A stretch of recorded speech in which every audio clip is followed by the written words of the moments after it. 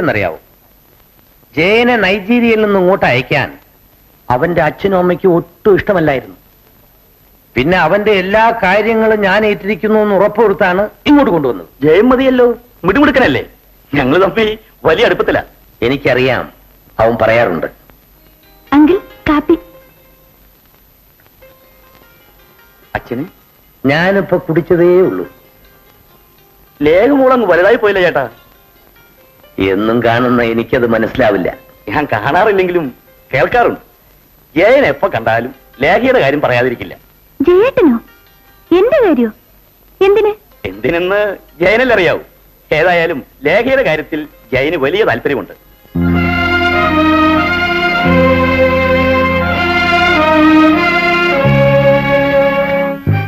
ജയന് ലേഖയുടെ കാര്യത്തിൽ താല്പര്യമുണ്ടെന്ന് അവൻ പറഞ്ഞെന്ന് മാത്രമല്ല, ആ വിവരം ഞാൻ ചേട്ടനോട് പറയണമെന്ന് ശുപാർശയും ചെയ്തിട്ടുണ്ട്.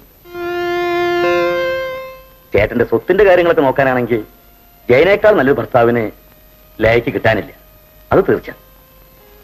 ഇല്ല, ആ കാര്യത്തിൽ ഞാൻ ഇടപെടില്ല. അത് അവക്ക് വിട്ടിരിക്കുക.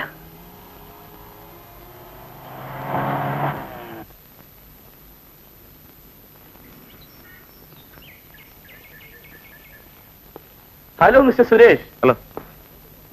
ഇവിടെ ഒന്ന് ചാർജ് എടുത്തിട്ട് അങ്ങോട്ടൊന്നും വന്നില്ല. എങ്കിൽ പിന്നെ ഇവിടെ വന്നെങ്കിലും ഒന്ന് കണ്ടാക്കാമെന്ന് കരുതി. താങ്ക്സ്. ഏറെ നേരമായി വന്നതേ ഉള്ളൂ. നീ എന്താ മിസ്റ്റർ ബാലയങ്കാരനൊന്നും ചെന്ന് കാണാതിരുന്നത്? പ്രത്യേകിച്ച് കാര്യമൊന്നും ഉണ്ടായില്ല, അതുകൊണ്ട് പോയില്ലെന്നേ ഉള്ളൂ. പ്രത്യേകിച്ച് കാര്യമൊന്നും ഇല്ലെങ്കിലും ഇവിടെ ഏത് ഇൻസ്പെക്ടർ വന്നാലും മിസ്റ്റർ ബാലയങ്കാരന്റെ ബംഗ്ലാവിൽ ചെന്ന് പരിചയപ്പെടാറുണ്ട്. ഇൻസ്പെക്ടർമാർ മാത്രമല്ല, എല്ലാ ഉദ്യോഗസ്ഥന്മാരും വരും. പണ്ടേ അങ്ങനെയാ. അതെനിക്കറിയില്ലായിരുന്നു. മാത്രമല്ല, നമ്മൾ തമ്മിൽ പുതിയ പരിചയപ്പെടേണ്ട കാര്യമില്ലെന്നും എനിക്ക് തോന്നി. അത് ശരിയാ ചേട്ടാ, നമ്മൾ ബന്ധുക്കളെ പോലെയല്ലേ. നിങ്ങളുടെ ഹോം മിനിസ്റ്ററുടെ സ്വന്തം ആളാ. വിടണ്ട, മുറുകെ പിടിച്ചോ. എന്തെങ്കിലും ആവശ്യമുണ്ടെങ്കിൽ പറയണം. ചേട്ടാ, ഫോൺ. എവിടുന്നാ? ഡിസ്ട്രിക്ട് ഹോസ്പിറ്റലിൽ നിന്ന് ഡോക്ടറാ. Excuse me.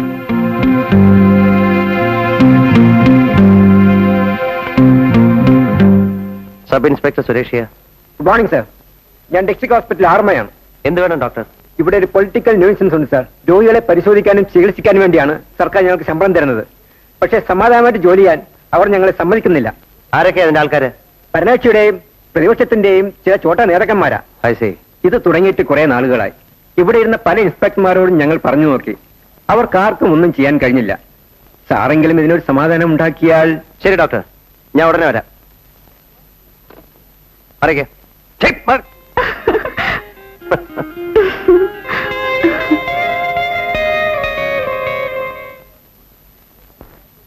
കുറവുണ്ടല്ലോ? ഉണ്ട് സർ.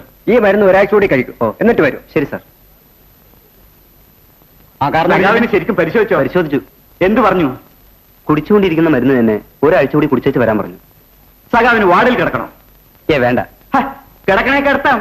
ബെഡ് ഒഴിവില്ലെങ്കിൽ ബെഡിൽ കിടക്കുന്ന ആളെ താഴെ ഇറക്കിയിട്ട് സഖാവിനെ കിടത്താം. വേണ്ട. എന്നാ ചെല്ല്.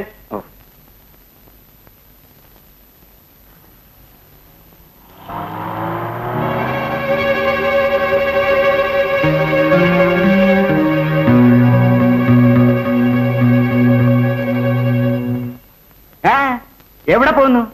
അത് പറ്റില്ല. നിങ്ങളുടെ ആളിൽ ഇറങ്ങിപ്പോയത്. ഇനി ഞങ്ങളുടെ ആള് കയറട്ടെ. സ്ത്രീകൾക്ക് എവിടെ ഒരു പ്രത്യേക പരിഗണനയില്ലേ? അതങ്ങ് ട്രാൻസ്പോർട്ട് ബസ്സിൽ പറഞ്ഞാൽ മതി. ഇവിടെ പറ്റില്ല. ഭരണകക്ഷിയുടെ ഒരാൾ ഇറങ്ങിയാൽ പ്രതിപക്ഷത്തിന്റെ ഒരാൾ കയറണം. അതാണ് നമ്മുടെ തീരുമാനം. താൻ കയറി പോടോ. ഡോക്ടർ ശരിക്കും പരിശോധിച്ചു. എന്നിട്ട് എന്ത് പറഞ്ഞു? വട്ട് മേടിച്ചോളാൻ കുറിച്ച് തന്നു. വട്ടോ? എന്ത് വട്ട്? കുത്തിവെക്കാൻ കുറിച്ച് തന്നില്ലേ? ഇല്ല. ഇതായല്ലോ സ്ഥിരം പരിപാടിയാണ്. അങ്ങനെ വിട്ടുകൂടാ. വരൂ ഡോക്ടറെ. എന്താ?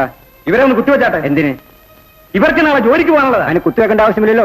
ഞാൻ ഗുളിയെ കുറിച്ച് കൊടുത്തിട്ടുണ്ട്. ആ ഗുളിയ ഡോക്ടർ വെച്ചാൽ മതി. കുത്തിവെച്ചാട്ടെ.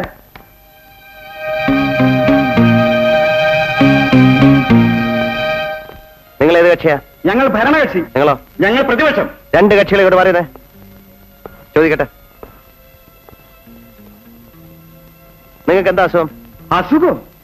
ഞങ്ങൾക്ക് ചോദിച്ച മനസ്സിലായില്ലേ? നിങ്ങൾക്ക് എന്താ അസുഖം? ഞങ്ങൾക്ക് അസുഖമൊന്നുമില്ല. എങ്കിൽ സ്ഥലം വിട്. ഈ ഡോക്ടർമാർ ക്ഷേമിയല്ല വന്നിരിക്കുന്നത്. അവർ പഠിച്ചവരാണ്.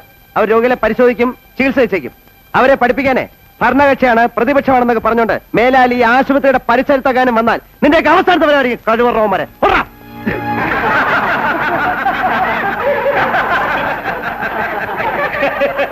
നിങ്ങൾക്ക് അസുഖത്തിന് മരുന്ന് കുറിച്ച് തന്നല്ലേ? അതെ. പോണം. ഡോക്ടർ, ഇനി ഇവരുടെ ശല്യം ഉണ്ടായാലേ എന്നെ അറിയിക്കണം. തീർച്ചയായും. പറ്റേ. Thank you very much.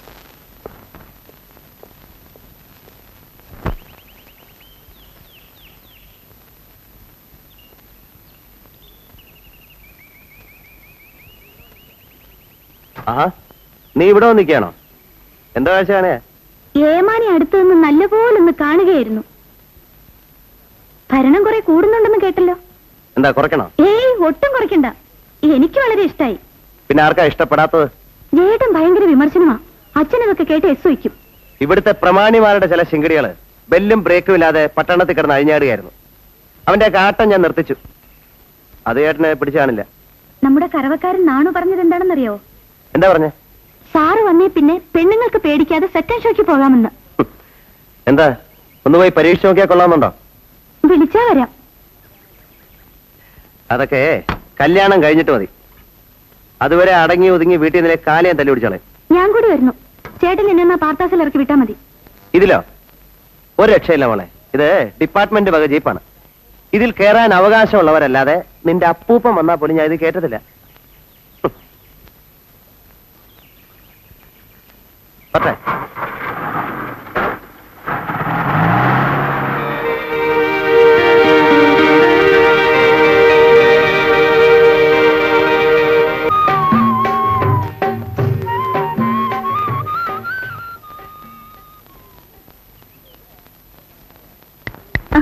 ഇതെവിടാ?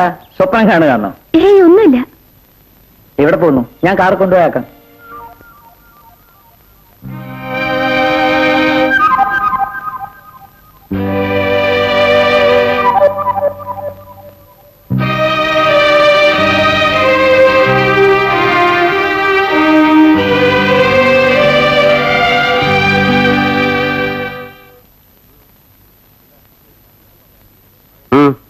എന്താ? ഒരു സങ്കടം പറയാനുണ്ട്. പറയൂ. ഞാനൊരു പാവപ്പെട്ട തട്ടാനാണ് സാർ. ഇവിടെ ഒരു കള്ളനെ പിടിച്ചപ്പോ അവൻ മോഷ്ടിച്ച സാധനങ്ങളെല്ലാം എന്റെ കടയിലാണ് കൊണ്ടുവന്ന് വിറ്റതെന്ന് പറഞ്ഞു. സത്യത്തിൽ ഞാൻ അവനെ കണ്ടിട്ട് പോലുമില്ല. എന്നിട്ടും തൊണ്ടി സാധനങ്ങളാണെന്നും പറഞ്ഞ് കടയിലുള്ള സ്വർണ്ണാഭരണങ്ങളെല്ലാം എടുത്തോണ്ട് പോന്നു. എന്നിട്ട് ഇപ്പൊ കേസ് വിധിയായി. എടുത്തുകൊണ്ടുപോയ സാധനങ്ങളൊക്കെ തിരിച്ചു തരാൻ ഉത്തരവുമായി. പക്ഷേ ഒരു മാല കാണുന്നില്ല. മാല കാണാനില്ലേ? ഇല്ല അമ്മന്നെ. ഒരു കൂട്ടർ പൊന്നുകൊണ്ട് തന്നിട്ട് പണിത് വെച്ചിരുന്നതാ. 3.5 പവനുണ്ടായിരുന്നു. അതിപ്പോ ലിസ്റ്റിലും ഇല്ല, കെട്ടിലും ഇല്ല.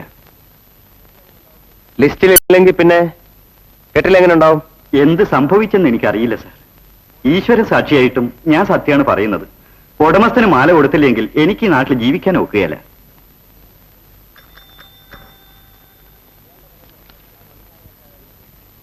ഇയാളുടെ കടയിൽ നിന്ന് ആ തൊണ്ടി സാധനം എടുത്താലായിരുന്നു? ഗോവിന്ദപിള്ളയായിരുന്നു സാർ. ലിസ്റ്റ് തയ്യാറാക്കിയതോ? അതും അദ്ദേഹമായിരുന്നു. അല്ല, വിളിച്ചേ. അദ്ദേഹം ഒന്നും വന്നിട്ടില്ല.